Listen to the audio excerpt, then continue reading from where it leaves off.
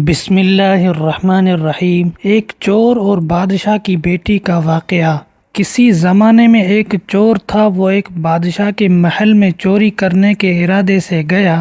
رات کا وقت تھا اور محل کے ایک کمرے سے بادشاہ اور اس کی بیوی کی گفتگو کی آواز آ رہی تھی۔ وہ کھڑے ہو کر سننے لگا، اگرچہ ایسا سننا غلط ہے، ناجائز ہے، چوری ہے، لیکن چور تو چوری ہی کرنے آیا تھا، تو اسے سننے میں کیا چیز مانے ہوتی، آخر وہ چور ہی تو تھا۔ اس چور نے سنا کہ بادشاہ اپنی بیوی سے کہہ رہا ہے کہ میں اپنی بیٹی کی شادی ایسے آدمی سے کروں گا جو نہایت متقی و پرہیزگار ہو، بہت اللہ والا ہو۔ جب چور یہ بات سن رہا تھا تو اس کے دل میں خیال آیا کہ کیوں نہ میں کچھ ایسا بن کر دکھاؤں کہ بادشاہ میرے ہی ساتھ شہزادی کی شادی کر دے۔ دل میں ایک حرص پیدا ہو گئی۔ اب وہ چوری کرنا تو بھول گیا، لیکن دھوکہ دینے پر اتر آیا اور گھر جا کر بہت دیر تک سوچنے لگا کہ کس طرح میں اس بات میں کامیاب ہو سکتا ہوں۔ پھر ایک تدبیر اس کی سمجھ میں آئی کہ بادشاہ کے محل کے قریب ایک مسجد ہے، اس میں جا کر بزرگانہ لباس پہن کر اور ان کی وضع قطع اختیار کر کے وہاں دن رات عبادت میں مشغول ہو کر بیٹھ جاؤں تو شاید یہ بات بادشاہ تک ضرور پہنچے گی کہ کوئی آدمی یہاں ایسا متقی پرہیزگار ہے جو دن رات اللہ کی عبادت میں مصروف ہے، تو ہو سکتا ہے کہ بادشاہ کی نگاہ میرے اوپر پڑ جائے اور میں شہزادی سے شادی کے لیے چن لیا جاؤں۔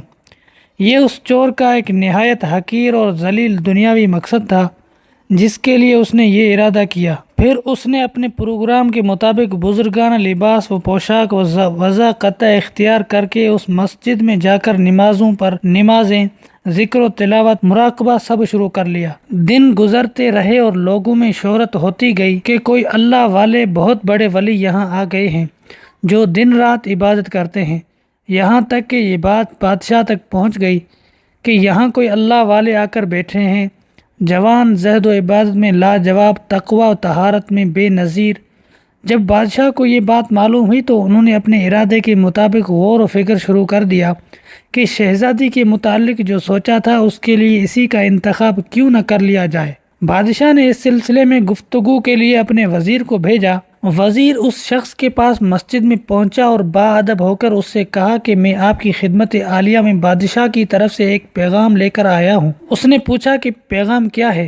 وزیر نے بتایا کہ بادشاہ نے کئی سال پہلے یہ فیصلہ کر لیا تھا کہ وہ اپنی بیٹی کا نکاح ایک ایسے شخص سے کریں گے جو بڑا متقی و پرہیزگار ہو، اللہ والا ہو، اور وہ اس کی تلاش میں تھے۔ ان کی جو نظر گئی تو نظر انتخاب آپ پر آ کر رک گئی ہے، لہٰذا بادشاہ نے مجھے بھیجا ہے کہ اس سلسلے میں آپ سے گفتگو کروں۔ یہ شخص جو دراصل اسی تمنا و آرزو میں یہاں آ کر بیٹھا تھا، بہت دیر تک وزیر کی گفتگو سنتا رہا۔ اس کے بعد اس کی آنکھوں سے آنسو جاری ہو گئے۔ وزیر نے پوچھا کہ کیا بات ہے؟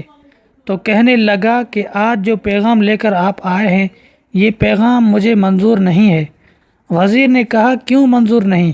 اس شخص نے کہا کہ دیکھیے، میں صاف بات آپ کو بتاتا ہوں کہ میں اصل میں ایک چور تھا اور ایک مرتبہ بادشاہ کے محل میں چوری کے ارادے سے گیا تھا۔ پھر جو کچھ بھی ہوا اس کو سنایا اور اس کے بعد اس چور نے کہا کہ میں نے تو یہ وضع قطع اسی حرص کی وجہ سے اختیار کی تھی، لیکن میں یہاں آ کر بیٹھا تو میرے خدا نے مجھے اپنا بنا لیا۔ اب بس اس کے بعد مجھے اور کسی کی ضرورت نہیں ہے، میرے لیے میرا خدا کافی ہے۔ بے شک جب عبادت ہو جائے، نماز ہو جائے، ذکر ہو جائے اور ہماری دیگر عبادتیں واقعی عبادت ہو جائیں تو بے شک یہ نمازیں اور عبادتیں انسان کو برائیوں سے روکتی ہیں۔ ناظرین، کیسی لگی آپ کو یہ ویڈیو کمنٹ باکس میں لازمی بتائیں اور ویڈیو کو لائک کر دیں، اور اگر چینل پر نئے ہیں تو سبسکرائب کرنا نہ بھولیں۔ جزاک اللہ۔